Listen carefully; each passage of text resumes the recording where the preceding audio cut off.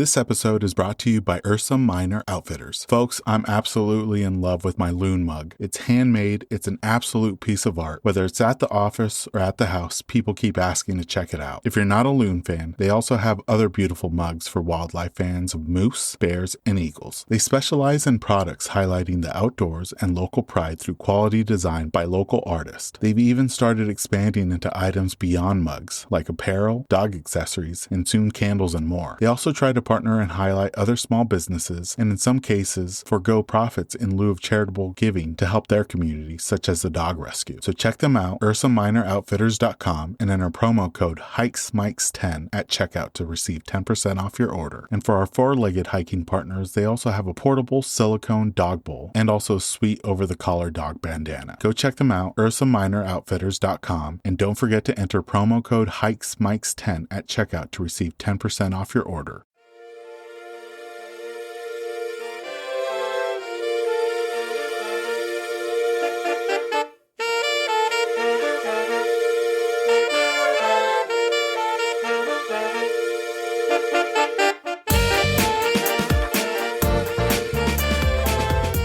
Welcome everyone to the Hikes and Mikes podcast. I'm your host Ivan, and together we'll embark on a weekly journey connecting with extraordinary hikers from all corners of the United States and beyond. Throughout these fall months, we've had the privilege of conversing with some remarkable individuals. Their experiences and adventures will leave you yearning to hit the trails. In this week's episode, we're heading back to the Northeast to talk to an amazing individual. His name is Joe, and you can follow him on Instagram at Joeyflatlander. Joe shares with us his journey into hiking and backpacking, along with some of his favorite trails in and around the Northeast, including those he loves to tackle during the winter months. We also hear about his treks up to Mount Washington and some of his other favorite trails on the New Hampshire 48 Peaks and terrifying 25 lists, including the amazing Bond Cliffs. Without further ado, let's jump into this episode with our guest, Joe.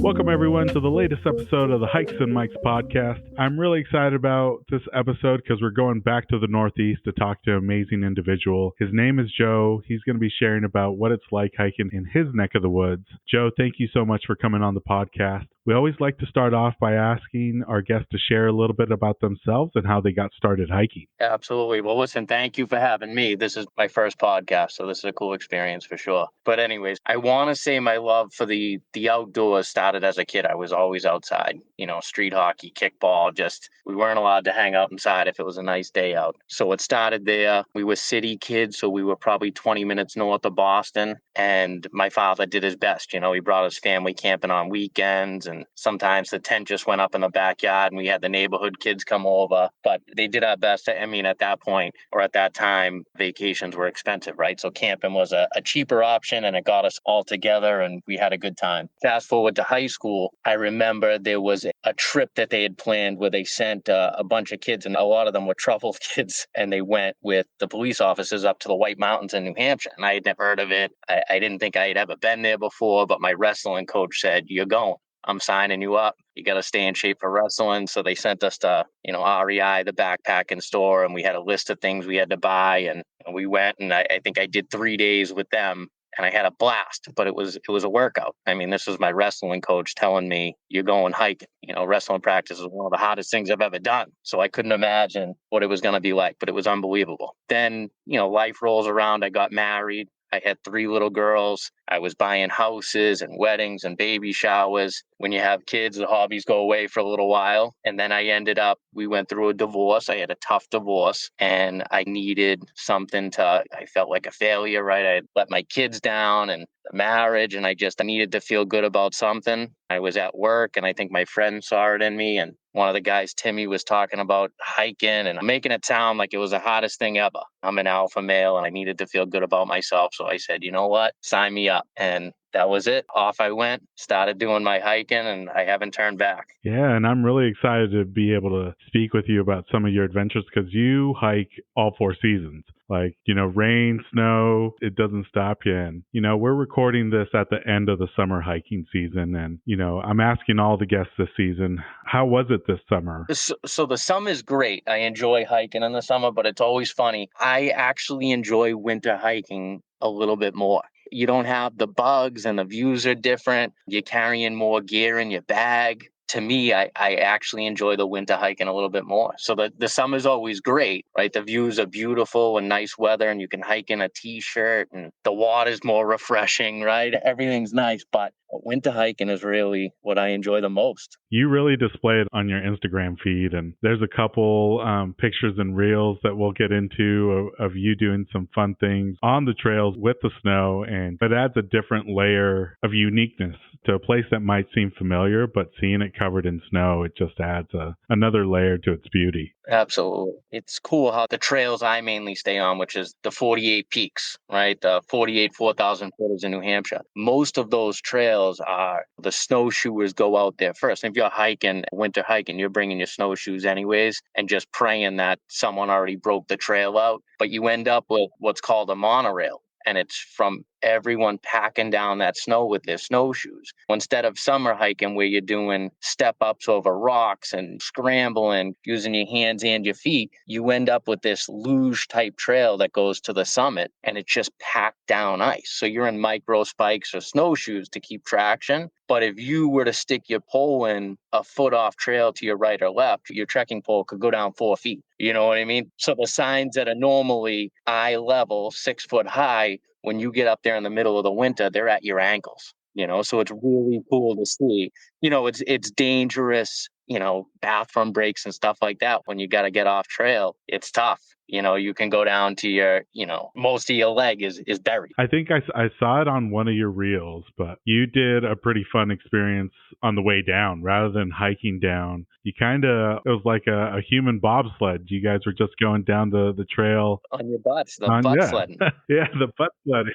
It's funny, a lot of people, because when you first start winter hiking, I was seeing people go up with little sleds on their back. And I said, geez, I'm dumping the extra beef jerky out of my bag because I don't want to carry the weight. And this guy's carrying a sled up there, But then I started to figure it out. And I said, by the time you get to the summit, your legs are spent. Mine, I'm a weekend warrior. So some of these guys are doing it every day of the week. But when I get to the top, I'm tired and ready for a break. And when you can sit down, you put your shell pants on. I mean, that's some of the best sledding you'll ever do. It looks fun. Definitely gonna have to try that this winter up here in the Pacific Northwest. Now, Joe, it's been a minute since we've had somebody from the Northeast.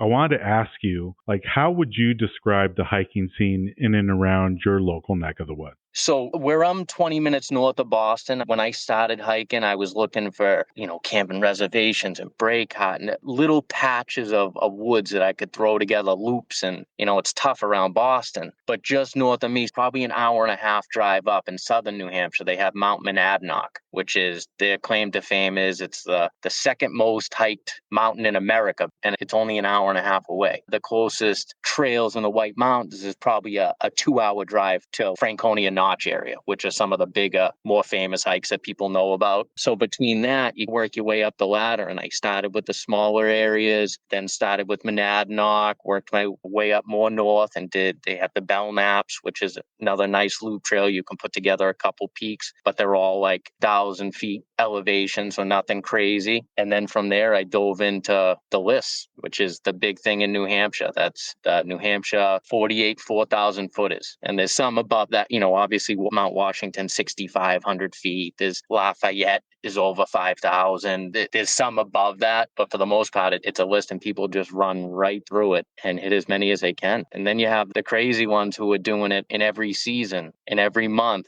And they call it gridding them out. And it's impressive what some of those guys do. There's one guy up there, Philip Garcia, that he calls it the Diretisma. And he actually connected all 48 summits in one loop trail. It's unbelievable, the stuff they do. Do you know how long that took them? I want to say it was over 2 weeks. I don't know if it was supported or unsupported, but some of those guys, I mean, they laugh at us when we show up on weekends and we have all our nice gear, and these guys are just going. They're not on social media posting about it. They just love to do it and they're good at it. I got to ask you, Joe, how's your journey been on completing the New Hampshire 48? I started out and I told my buddy once I did my first one, I said, that's it. I have my kids every other weekend. So twice a month, I'm going to go up there and I'm going to hit a different summit. I said, I'll never repeat. I'm going to run right through it. And he said, you say that now, but I'm telling you, I haven't checked one off the list in 2 years and I've been hiking every weekend. And he was right. I started on the list and I went after all the ones that people were staying away from, the 22-mile ones. And I banged all those out. And then I started running out of people to hike with. And when people said, hey, I'll go up, I didn't want to bring them to a mountain I hadn't seen that might not have a view. So I started just repeating. And I got stuck on a lot of my favorite hikes, like the Franconia Ridge is unmatched as far as beauty. And you got a nice ridge walk.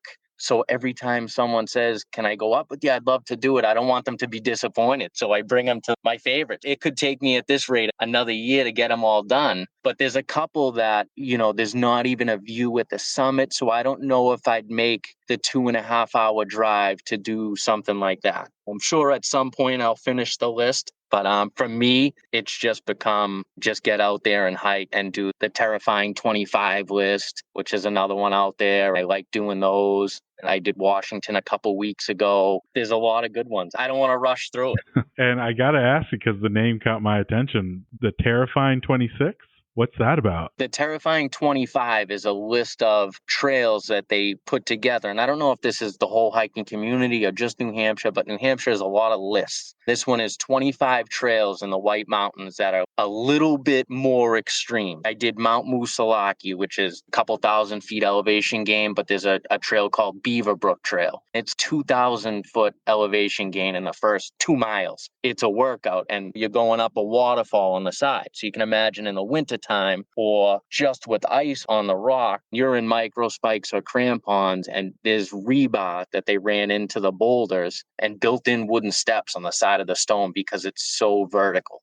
Like I'm doing Huntington Ravine this weekend. They say that's the hardest normal hiking trail there is, because it's class 3 scrambling, hands and feet, going up a vertical head wall. You don't require ropes. You have the cracks that you can get good handholds and footholds on, but they say it's the hottest normal hiking trail. So it's meant to scare you a little bit. There's, like I said, rebar built into the boulders. Sometimes big, long ladders. Sometimes it's just exposure. You're very exposed where falls could result in some damages or death. I mean, they have a lot of deaths up there. That's wild. And that's one thing I love about the Northeast hiking culture is you guys do have those lists. So it gives people something to shoot for. And, for those people that want to knock it out, they'll knock it out. But then it also gives people just something to look forward to whenever they get a chance to go outdoors. Now, you did mention it that some people, especially with the New Hampshire 48, they've already completed it. So they're doing like seasonal challenges. Is there a winter New Hampshire 48, like where you're just knocking it out on the winter months? There is. So there's people who do your 4 seasons, 48s, right? They hit them all in the summer, spring, fall, winter. And then there's people that go and say, I hit every single one of the peaks in September, every one in October, and right down the line. But it's also the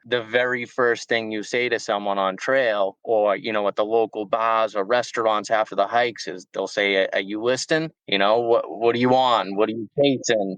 So it gives you something to aim for, but also just conversation. And people are able to say like, oh, you haven't done this one yet? Wait till you do that. That's the best one. There's always something to talk about because people are proud of it. They're proud of the ones they do. Or, like I said, especially people like me who aren't up there every day hiking. It's still, sometimes I do a big hike and I'm sore for 3 or 4 days. I want to tell anyone who will listen what I did, I got to give you guys props, Joe, because some of the trails that you guys have to do in order to reach some of these 48 summits, like you said, they're like 22 miles or, 10 plus miles with 2,000 to 4,000 feet of elevation gain. It's like you guys are putting in some serious gain and mileage to reach some of these summits where in places like Colorado, they have their 14ers and there's some hard 14ers, but there's also some where you drive up and you're only hiking a few miles and a few thousand feet of elevation gain in order to summit. No, absolutely. And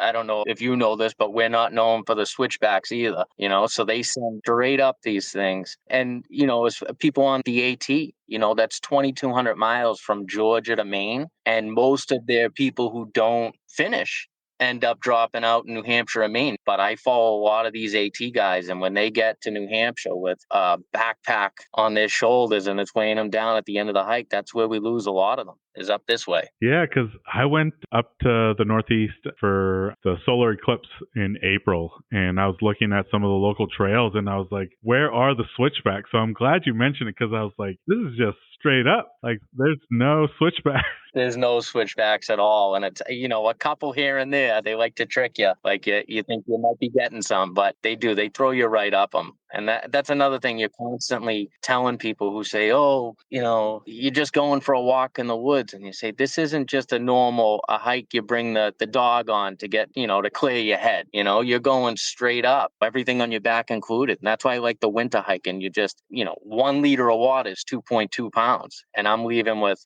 2 at a minimum. So there's 4.5 pounds right there. And then all your layers. So you're doing that elevation gain with, someone like me who's not an ultralight guy. I got at least 10 pounds on my back. That adds up. Talking about seasons, I would be remiss if I didn't ask you about this, because this episode's going to probably come out during the peak fall season, especially for the fall colors up there in the Northeast. As someone that's based out of that region, what's been your relationship with the fall color season over the last few years? So it gets really tough around here come fall time. I mean, especially now I'm just outside of Boston, and this is a nice place to be. We get tourists and traffic that isn't normally there for the leaves changing. But when you go to New Hampshire, the Franconia Ridge gives you that nice ridge walk for, I want to say it's 1.5 miles or 2 miles. There's a line going up. Sometimes I pull up to a trailhead and I might be the only car on the trailhead. During the fall, there is miles and miles of traffic on the side of the road. I didn't hike before COVID, but they said that once COVID hit, it took off. So it's tough. If you don't like to hike around people, fall's a tough season to hike in. It really is, which is a shame because it's beautiful and everyone wants to get out. It's just the busier trails are almost impossible. If you've seen pictures, I'm sure, of like Everest when there's a line of guys going up to the summit, that's what some of these trails look like.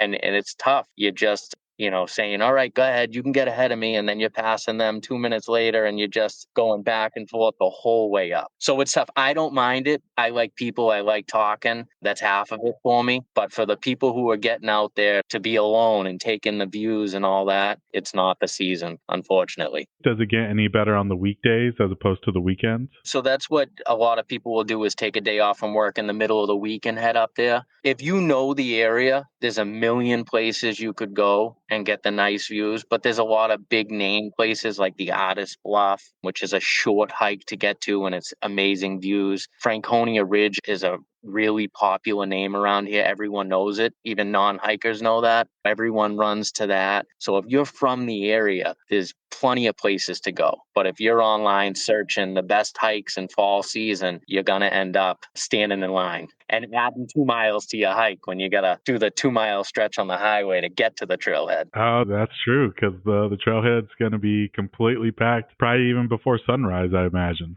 Now, you've been talking about it, winter hiking is something that you're passionate about. And I got to ask, at least for me speaking, that's like my slower season just because a lot of our mountain trails are pretty hard to reach. How did your love for winter hiking and also camping kind of come about? Well, I told you I went through the tough divorce with my ex-wife. Like I said, I felt like you kind of get beat down and I felt like I wasn't good enough, right? I failed. I failed at all these things I thought I was going to succeed with. So I enjoyed kind of going out there and proving to myself and getting other people to say, that's unbelievable. You did that? You camped? It was only 17 degrees last night. Felt good. I needed it in the moment to, finish a hike and camp out there and carry everything in on my back and get it all back out and, not succumb to the weather and be okay. When I got out of there and I was done, I felt like a badass.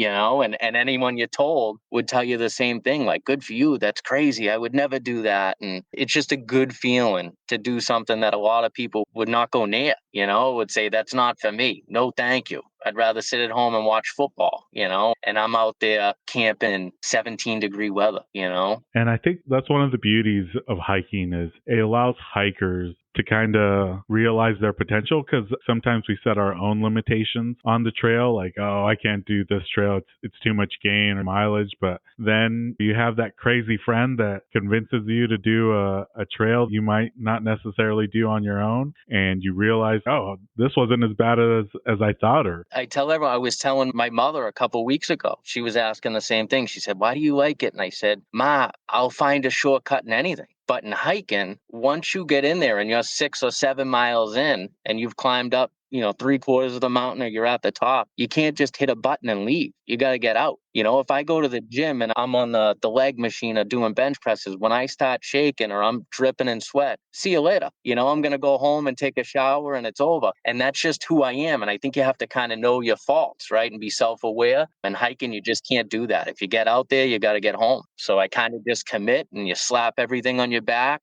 and you say, all right, I'm going. And by the time you're miserable and ready to go home, you're only halfway done. So you feel that much better when you do finish it. No, I like that analogy, because it's easy to hit the stop button at the gym, but there's no stop button on the trails. You can turn around, but you're still going to put mileage on your legs. I actually have a funny story. Before I had done any of my 4,000 footers, this guy at work, Tim, I said, he kept talking about how hard it was. And I said, whatever, I can do it. I know I can do it. I went up to Mount Monadnock, and there's a trail up there that starts at the summit of Mount Monadnock, and it goes 55 miles and ends at another mountain in New Hampshire. And there's a lot of flat in between, a lot of road walking, but it's known as like a shakedown hike for the AT. 55 miles is perfect time to test out some gear and see how everything's working out. So without ever doing a 4,000 footer, I said, let's go. So couple weekends later, put all our stuff together, and I had all the wrong gear, right? Because you just impulse buy, you think you need this compass, and I think my buddy had a 6-inch knife on him, binoculars, stuff we would never ever use, stuff hanging off the side of our bags. We were a mess, and we did it. I want to say I got to the 35-mile marker, and I said, if I quit, because my knee was killing me, I said, if I quit, are you going to keep going? And he said, oh yeah, I'm finishing, I'm feeling good. I said, I'm done. And I called my father and said, can you come get me? And he had to drive 2.5 hours up to pick me up. I couldn't move. I said, I'm so done. I walked right into the pool when I got home. I was a mess, covered in bug bites, dirty, and I had never worked that hard in my life. I said, I cannot believe I just did that. Since then, we've done it again, and I finished. We probably had 30, 35 pounds in our back.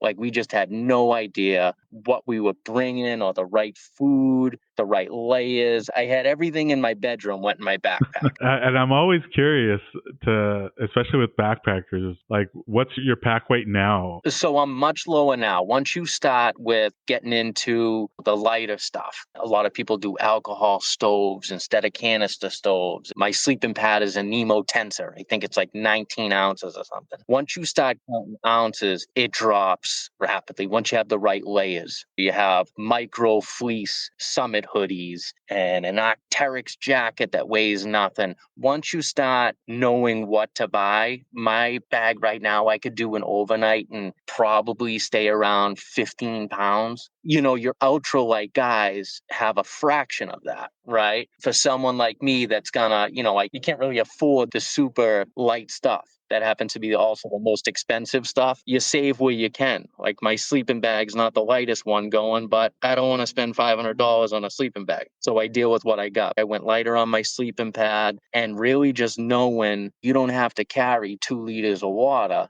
if you have a water filter and you're hiking all day next to a waterfall. You'd rather carry the 1 liter, save on the weight, and filter water every couple hours. But when you first start out, you're bringing the whole snack cabinet, you're bringing the 2 big things of water, and you got them in Nalgene bottles and rain pants. It's unbelievable the stuff you throw in your backpack when you don't know what you're doing. No, I started backpacking last year, and same thing. I think all in with water and food, I was at like 32, 33 pounds. And this year I've been able to shave it off. I'm still at like 25. And some of it is because I have a 3-liter bag of water. It's like, if you have a water source near you, why take it? Right. So if you have 3 liters, and what do we say? 1 liter is 2.2 pounds. So there you go. There's 6 pounds right there. So I usually weigh, without food or water, if you can stay around 15 pounds, like, I'll hike with 20 pounds on my back. That's fine. Anything over that, you start getting miserable, and I know that long trail we did, I know I was over 30 pounds. And it's just, if you don't have it packed right, that's the other thing. A lot of people don't know how to pack their bags, and I'm still learning, but that's a game changer. Where you have the weight and how you packed it so you're not fighting yourself. Your bag's not falling off to the right and you're using all those muscles that you don't normally use just to keep your balance going. So once you figure out how to pack everything and shave weight where you can, I think it becomes a lot easier. And at the same time, hopefully you're also working out your legs and you get to a good spot where the weight doesn't feel miserable, you're not too sore, and you get to enjoy some of the hike. Joe, you've already mentioned Mount Washington, and you recently were able to summit that. One of the pictures that caught my attention, because it's on my bucket list as an activity that I want to do when I visit Mount Washington, is the Cog Railway. You were able to snap a picture of it as it was making its way up as you were hiking. Can you share a little bit about that experience hiking Mount Washington? And have you had a chance to ride the Cog Railway at all? So I haven't had a chance to ride the Cog Railway. I didn't know much about it other than there was a train that went to the top and back. We went up the Ammo Trail and we actually summited Mount Monroe first. You go in a couple miles and there's an AMC hut up there, and you can drop your bags, and sometimes they have soup or pancake. It's pretty cool. They have all bunk beds in there so people can stay the night there, and they'll leave out the extra food and you can buy its brownies or pound cake, whatever they have that day. We hiked up to there, dropped our bags, took a little break, refilled our water, and we summited Monroe, which is also on the list and another in the presidential range. So that was cool to do that. And then we came back down to the hut, filled up a little more water, and then up to Washington we went. At one point, the train does go right by the trail. And it's funny because they're all on the Cog waving and taking pictures of us. And we all stop on the trail to turn and look at them and take pictures of that. So we're taking pictures of each other. I watched even just the other night a special they were doing on it, and they showed how they shovel in the coal and the pressure of the steam they need to get it up the mountain, and how they replace parts as they need to. But I want to say they said something crazy, like it was built in 1930 or something. So it was pretty impressive. It's definitely a historic piece that I think there's only a handful of Cog railways in the United States that are actively running. And it looks like it would be fun. When people hear Mount Washington, they hear about the crazy amount of wind that they get. How was your day up at the summit? Did you experience any heavy wind? So ours was good. It's always crazy up at the summit. You can start a hike in shorts and a t-shirt and end up with mittens and a hat on up top.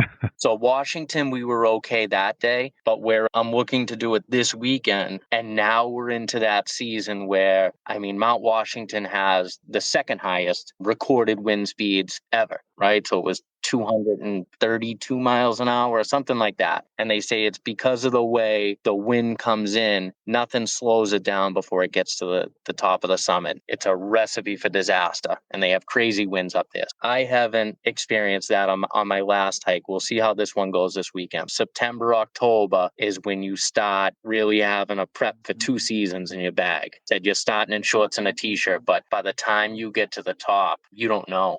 I did a hike with my cousin in August, and we camped at 4,000 feet on the summit of one of the mountains we hit. And there was a girl who had been doing a day hike. She was doing a Pemi loop and running it, trail running. So she didn't have any layers with her. She hadn't planned on staying the night. And she actually started having symptoms of hypothermia in the middle of August. It was a crazy rainstorm and temperature dropped. And just like that, it can happen whenever. Now, Joe, one thing that I think not just New Hampshire, but the Northeast is known for, and you've touched on it, is the amazing viewpoints you get at some of these summits or near the summits. And we like to do a segment here on the podcast where we do a deep dive into our guest's Instagram and ask them about a post or a location that captured our attention. The one viewpoint that definitely caught my eye as I was scrolling through your feed was Bond Cliffs. It looks like a picturesque rocky viewpoint with some incredible views. What's been your experience visiting Bond Cliffs, and how's the hike to get up to that viewpoint? So that's my absolute favorite hike. And that's why I had told you before, I got stuck on some of my favorites. I can't even tell you how many times I've done that hike. If I have a free weekend and there's no other plans, that's where I want to go. It's just, for me, it's a longer hike. So to get out to that mountain is about 11 miles. So we stay the night. Now, some people do that in a day hike and they can pack light. You're hitting 3 summits. So 3 of the mountains on that list. which the Bond Cliff, which is the picture you're referencing. Then there's Mount Bond, and then there's West Bond. And then you come down off West Bond, and there's a tent site up there where they have a couple platforms, and you can spend the night, and then the next morning you hike out. And that's just, for me, like I said, you're putting everything on your back, your food for the 2 days, your water, your tent, your sleeping bag, everything that goes with it. And you got water crossings. The mileage is, for me, that with a pack on your back, 11 miles is a good enough day for me. The views are unbelievable. You hit 3 summits, and then you get to camp right up there at the top of the mountains, and there's one that's less than an hour from the tent site. So a lot of people sneak up there for either sunset or sunrise, and it's unbelievable. By the time you finish that weekend, and you're hiking out, you just feel so accomplished that you got the beautiful views, the water, you put it all on your back. It's just, you feel good after that one. So that's my absolute favorite. And because of the mileage that you have to put in to reach the campsite, is that one a good one for fall colors?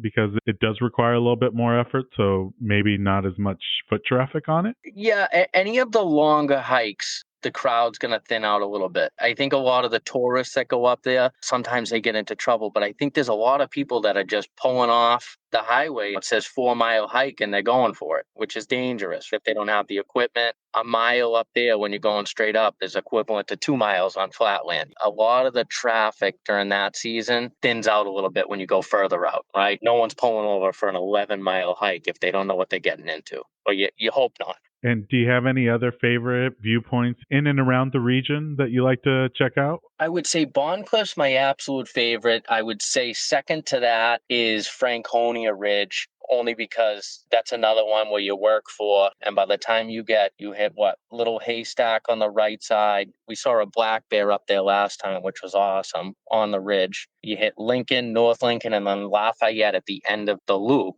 or the end of the ridge, is like 5,800 feet. And you get to kind of look back and see everything you've done. And it's just a 360-degree view, mountains as far as you can see. And that's kind of really, when we talk about hiking and what it does for you, when you start seeing those layers in the mountains, as far as you can see, it makes your problems feel so small in a huge world. You just sit there and you say, here I am worried about this or that, or bills, or, the marriage or whatever, but we're in a huge world. If you have your health, there's no other problems that are worth worrying about like that. And you see the mountains layered, like the different shades of blues. It's the best. You've shared some really great summits that you've done where, like you said, it just goes on for miles and miles. You have valleys, you have mountains. It's just incredible what you can be able to see by putting in a few miles on a trail and just kind of enjoy what nature has to offer out there. Absolutely. Now, Joe, these last couple questions are questions that we like to ask all our hikers that come on the podcast. The first one is, when it comes to a regular summit routine, or maybe it's an end of the hike routine, is there anything that you do frequently, whether it's packing a favorite snack or drink, maybe it's a moment of zen, or for a few of us, it's the favorite meal afterwards? Is there anything that you regularly do when you reach your destination or when you make it back out? The hard part of my hike is going up. And as soon as I get to that summit, I immediately switch gears and start thinking about what I'm eating when I get to the bottom. So that's the conversation the whole way down. Sometimes it's 4 hours to get to the trailhead, and that's all I can think about. And if it's a steak and a beer or whatever it is, sometimes last minute, I get to the trailhead and I say, I'm going to McDonald's because it's 5 minutes from here and I can't wait. I don't want to wait or coming over to the table. Just give me a Big Mac. This next one, you've already talked about shaving off the pack weight on your camping and backpacking trips. Is there still a luxury item that you tend to pack that falls outside of the essentials? I like it. And a lot of people will tell you, anyone who carries a chair says, once you do it, you'll never go back. A chair's so nice to have and this and that. I'm not there yet, but I do bring camp shoes. So whether it's slippers or flip-flops, when you're staying out there for the night, it's nice to take your boots off of your trail runners and just put something light on and get your feet out of them, So I would say some sort of camp shoes. Slippers if I could pick. I think that's a decisive one because there's some people that are like, no, I'll just wear my hiking shoes in and around the campsite. But there's nothing quite like taking off your shoes and just letting your feet breathe after a few, tough miles. Absolutely. Now, this last question, Joe, is about any upcoming travel or hiking goals that you have for the remainder of 2024 or maybe upcoming in 2025. So 2024, I'm just going to keep hammering away. I have a couple that I want to do, but really end goal around here without traveling too far. I really want to hit Katahdin in Maine and do the Knife's Edge up there. I know you have to make reservations to camp there the night before. It's tough to get in, but I follow a lot of the AT guys, and Katahdin just looks so cool. For the solar eclipse, I went up to Maine to catch it. My first spot was a viewpoint off the main highway of Katahdin, and it is just an impressive mountain. Is that considered the end point of the AT? It is. That's the very end. So they go from Georgia to Katahdin. What a way to finish the hike if you're going northbound. Absolutely. But that's cool, too, that, to do Katahdin, it's always nice hiking on the AT. I ran into a guy the other day at one of the huts. I got to small talk back and forth and just pick his brain for questions and his gear. Those guys are the best ones to ask because they're out there for months, Well, Joe, that was it for the regular questions. This last section of the podcast is the this or that questions. For season 8, we did add and update a few of the questions. So I'm going to give you 2 hiking related topics and you just choose which one you prefer out of the 2. But the first one is, do you prefer hiking in the summer or in the fall? I think I'll take summer just to beat the crowds of the fall. And then I think I know the answer to this, but waterfalls or summits? Summits for sure. And then I'm interested in hearing how you respond to this one, but switchbacks or straight up if you had the option? Straight up. You're cursed the whole time you're doing it, but you feel that much better. And then this is our most decisive one, but trek poles or freehand? So I'm 50-50. I like the poles for water crossings, and when you have a heavy backpack, it helps maintain that balance. But if I'm doing a short day hike, I usually leave them at home. But it is nice when you're bringing someone who's not a hiker with you. By the time you're going downhill, most of the time they're saying, can I use your poles? And it helps. It saves their knees a little bit. It definitely helps on the decline. I want to say that people I've brought hiking with me have used my poles more than I have. And then this next one, Joe, is about your footwear. Do you wear traditional hiking boots or have you made the switch to trail runners? I just made the switch probably a couple months ago. So I'm still nervous to do longer backpacking with the heavy bag with my trail runners. I don't know how my feet would hold up with the added weight, but I do want to get into those full time. Now, this one is a trail system question, Joe. Do you have a preference on a loop trail or an out and back trail? I like the loop. I mean, not only do you get to see more, but usually it's added mileage, right? So again, you sign up for it at the beginning, and by the time you start complaining or you're miserable, it's too late. You've already committed. So I like to sign up for a loop trail. And then the Northeast is known for having both of these, but if you had to choose, would you rather hike on a muddy trail or a rocky trail? I like the rocks. I like any sort of scrambling, really right up my alley. I don't mind the mud, but with the mud comes the flies. Now, these next 2 are the toughest ones in my opinion, but sunset hikes or sunrise hikes? So I'm definitely not a morning person. I'd rather do a sunset hike. And then you guys have both of them because you guys do have some amazing wildflowers, but spring wildflowers or fall colors? I do. I love the fall colors. I wish the crowds weren't as bad as they are because it's absolutely beautiful. It's just tough to find a nice quiet trail. And then the last one, Joe, is do you prefer a steep climb or would you rather do long distance? I like them both. I couldn't pick there because like I said, maybe I'm just a glutton for torture, but I like them both. Send me straight up, and even better if it's a long one. I like it. That was it for the this or that questions, Joe. For folks that want to follow your adventures on Instagram and on other social media, where are the best places they can find you and follow your adventures at? On Instagram for now is Joeyflatlander. My buddies at work make fun of me because I'm from Massachusetts. So they said there's That's where they got the Flatlander from. There's no mountains in Massachusetts. But that's my main page where I post most of my pictures and videos. And we'll be sure to link it in the episode show notes so people can check them out. Joe, it's been awesome talking to you and hearing about your experiences. Thank you so much for coming on the podcast. Of course, and thank you so much for having me. And listen, before I go, I have to tell you, I have 3 daughters, and they thought this was the coolest thing ever, and they said, make sure I give them a shout out. So I just have to do a quick shout out to Allie, Livy, and Kiki. And that brings us to the end of this episode alongside Joe. We extend our heartfelt thanks to him for coming on the podcast. Make sure to follow his adventures on Instagram at Joeyflatlander. Also, don't forget to check out the episode show notes to check out more from this episode and Joe. We have an incredible lineup of episodes planned throughout the fall months, and we can't wait to share them with you. New episodes will be dropping every Monday, with occasional bonus episodes on Fridays. To ensure that you never miss out on those thrilling tales, remember to hit the like and subscribe button. Your support means the world to us. Don't forget to join our vibrant community on Instagram at Hikes and Mikes. We'll be sharing episode visuals, my own personal hiking content, and so much more. Let's stay connected and continue to inspire each other on this remarkable journey. As we bid farewell, remember to tread those happy trails, embrace the great outdoors, and keep the spirit of adventure alive. Until next time, my fellow explorers, happy hiking. This episode's music was created by Ketsa. Follow him on Instagram at Ketsa Music.